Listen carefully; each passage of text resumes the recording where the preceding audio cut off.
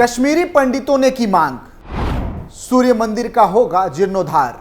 बहुत प्राचीन है सूर्य मंदिर, एएसआई कर रही है सर्वे। भारत में लगातार ऐसे मंदिरों की पहचान की जा रही है जिसे कभी मुस्लिम आक्रांताओं द्वारा तोड़ दिया गया था, या यूं कहें कि उसकी आकृति को बदलकर मस्जिद का रूप दे दिया गया था।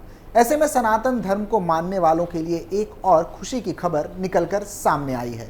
जम्मू कश्मीर में स्थित प्राचीन मार्तंड सूर्य मंदिर का जीर्णोद्धार करने का फैसला किया गया है। आज की स्पेशल स्टोरी में बात होगी इसी सूर्य मंदिर की, जो कश्मीर में स्थित है, जिसको लेकर अब सरकार ने बड़ी घोषणा कर दी है। नमस्कार, मैं रोहित कुमार, आप देख रहे हैं कैपिटल टीवी उत्तर प्रदेश की स्पेशल स्टोरी।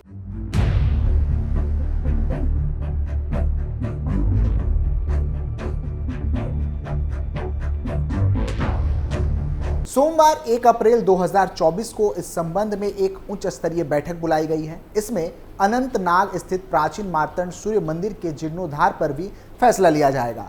जम्मू कश्मीर सरकार द्वारा जारी की गई एक आधिकारिक अधिसूचना में लिखा गया है कि संस्कृति विभाग के प्रधान सचिव ने एक बैठक बुलाई है, जिसमें कश्मीर के प्राचीन मंदिरों के जीर्णोद्धार, संरक्षण और सुरक्षा पर चर्चा की जाएगी। इसके साथ ही इस अधिसूचना में बड़ी जानकारी देते हुए बताया गया है कि मार्तंड सूर्य मंदिर परिसर में इसके निर्माता सम्राट ललितादित्य की प्रतिमा की स्थापना को लेकर भी चर्चा की जाएगी।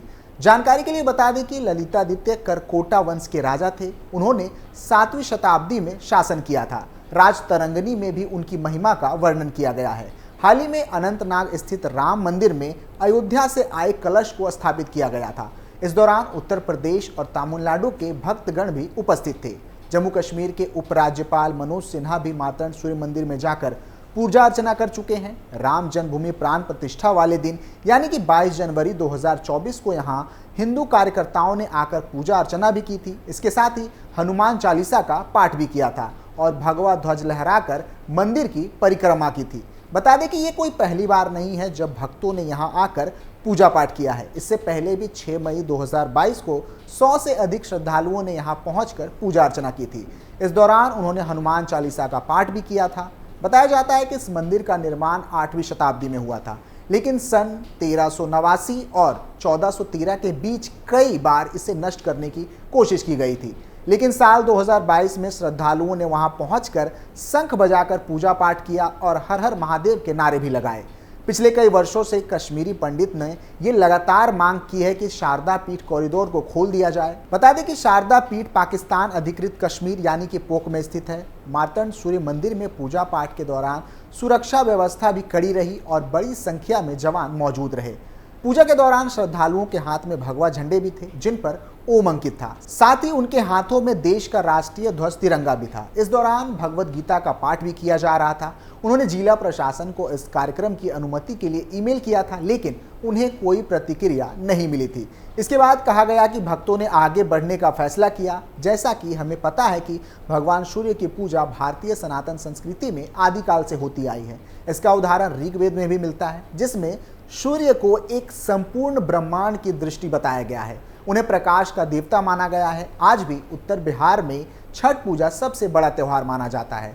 उन्हें इस जगत का पालन सर्वेक्षण भी बताया जाता है।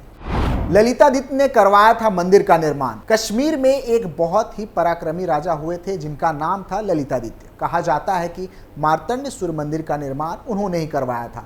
मार्तंड सूर्य मंदिर की भव्यता की तुलना विजयनगर साम्राज्य की राजधानी हम्पी से होती रही है। अफसोस की बात यह है कि इस्लामी आक्रांताओं की बर्बरता के कारण हम्पी के भी अब सिर्फ अवशेष ही बचे हैं। उस समय भारत, ईरान और मध्य एशिया के कई क्षेत्रों में करकोटा वंश के ललितादित्य का शासन फैला हुआ था। भले इस मंदिर का भव्य निर्माण उन्होंने कराया हो, लेकिन इससे जुड़ी कथा महाभारत में पांडवों तक जाती है। मार्तंड सूर्य मंदिर के आसपास कुल 84 अन्य छोटे छोटे मंदिर हुआ करते थे, जिनके आज सिर्फ अवशेष ही बचे हैं।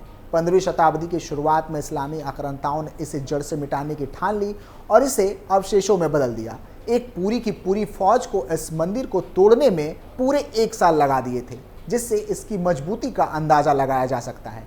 इससे 3 किलोमीटर की दूरी पर ही मटन में शिव मंदिर स्थित है, जहां आज भी पूजा पाठ होता है। इसके अलावा यहां एक जल कुंड के भीतर एक शिवलिंग स्थित है। श्रद्धालु वहां आज भी दर्शन के लिए जाते हैं।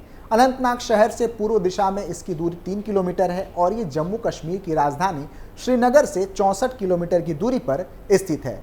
ये एक किस्म के पठार पर स्थित है। उस समय इसकी कलाकृतियां देखकर लोग अचंभे में पड़ जाते थे। सिकंदर शाह मीरी ने उनमें से कई मंदिरों को ध्वस्त करके उन्हीं ईंट पत्थरों का इस्तेमाल कर मस्जिद बनवाई। उसने इन्हीं जड़ों को खोदना शुरू किया और उसमें से पत्थर निकलकर लकड़ियां भर देता था। इसके बाद उन लकड़ियों में वो आग लगा देता था। इस तरह उसने मार्तंड सूर्य मंदिर को ध्वस्त कर डाला। बताते चले कि ओडिशा के कोणार्क और गुजरात के मोढेरा की तरह कश्मीर का मार्तंड सूर्य मंदिर भी भगवान सूर्य को समर्पित भव्य हिंदू मंदिरों में से एक है, जिसका वैभव प्राचीन काल में बहुत बड़ा हुआ करता था। फिलहाल ये ASI के सर्वेक्षण में है। बता दें कि भारत में कई ऐसे इमारतें हैं जिसे तोड़कर मस्जिद का निर्माण किया गया था, लेकिन कईयों को कोई प्रमाण मौजूद नहीं है। वर्ष 1990 में इतिहासकार सीताराम गोयल ने अन्य लेखकों अरुण शौरी, हर्ष नारायण, जय दुबाशी और राम स्वरूप के साथ मिलकर Hindu temple what happened to them नामक 2 खंडों की किताब प्रकाशित की थी।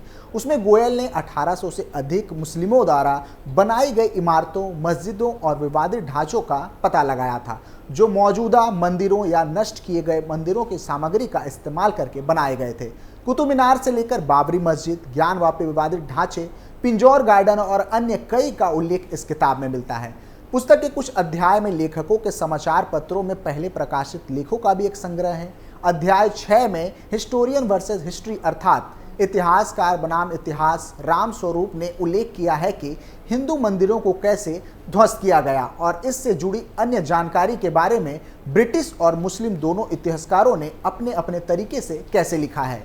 बात करें ब्रिटिश इतिहासकारों की तो उन्होंने भारत को गुलाम बनाने और यहाँ राज करने को सही ठहराते हुए मुगलों द्वारा की गई क्रूरता और बर्बरता को गलत करार दिया है। इसके विपरीत मुस्लिम इतिहासकारों ने इस्लाम और उनके तत्कालीन संरक्षकों का महिमा मंडन करते हुए विस्तार से बताया है कि कैसे मुस्लिम आक्रांताओं ने मंदिरों को तोड़ा और उसके स्थान पर मस्जिद का निर्माण किया। देश भर में मौजूद मस्जिदों और कई ऐतिहासिक इमारतों में उपलब्ध शिलालेखों में अल्लाह, पैगंबर और कुरान को कोट करके लिखा हुआ है।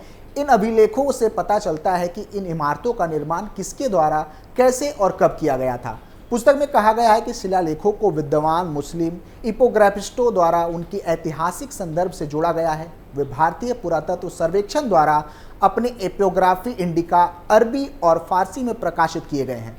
पहली बार 1907 से 1908 में एपोग्राफिया इंडो मोसलिनिया के रूप में प्रकाशित हुआ था। 5 फरवरी 1989 को अरुण शौरी का एक लेख प्रकाशित हुआ था। उसमें उन्होंने एक प्रसिद्ध और प्रभावशाली व्यक्ति मौलाना हकीम सैयद अब्दुल हाई का जिक्र किया था। शौरी ने बताया था कि उन्होंने कई किताबें लिखी हैं, जिनमें से एक किताब हिंदुस्तान की मस्जिदें हैं, जिसमें 17 पन्नों का अध्याय है। उस अध्याय के बारे में बात करते हुए शौरी ने कहा था उसमें मस्जिदों का संक्षिप्त विवरण लिखा गया था, जिसमें हाई ने बताया था कि कैसे मस्जिदों के निर्माण के लिए हिंदू मंदिरों को नष्ट कर दिया गया था।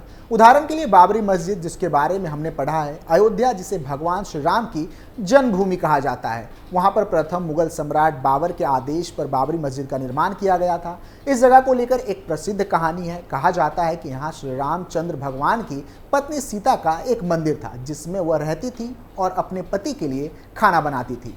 इसके अलावा किताब में विभिन्न राज्यों के 1800 से अधिक स्थानों का उल्लेख है। हिंदू मंदिरों के जीर्णोद्धार के लिए समर्पित संगठन रिक्लेम टेम्पल ने सीताराम गोयल द्वारा पुस्तक में दी गई सूचियों पर बखूबी काम किया है।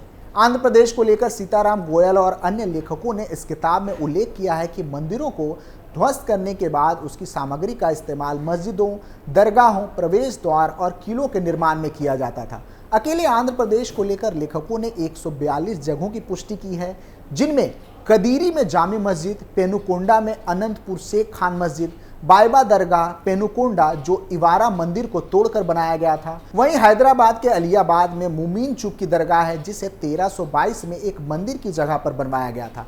इसी तरह राजा मुंदरी में जामी मस्जिद का निर्माण 1324 में वेणुगोपाल स्वामी मंदिर को नष्ट करके किया गया था। आंध्र प्रदेश में मंदिरों का विनाश सदियों से जारी है। 1729 में बनाई गई गचिनाला मस्जिद को राज्य की सबसे नई मस्जिद के रूप में जाना जाता है। यह भी एक मंदिर की जगह ही बनाई गई थी। ऐसे में जम्मू के सूर्य मंदिर का ASI सर्वेक्षण करवाना और फिर उसकी मरम्मत का मांग करना एक अच्छा संकेत है। फिलहाल के लिए इतना ही। आप देखते रहिए कैपिटल टीवी उत्तर प्रदेश। नमस्कार।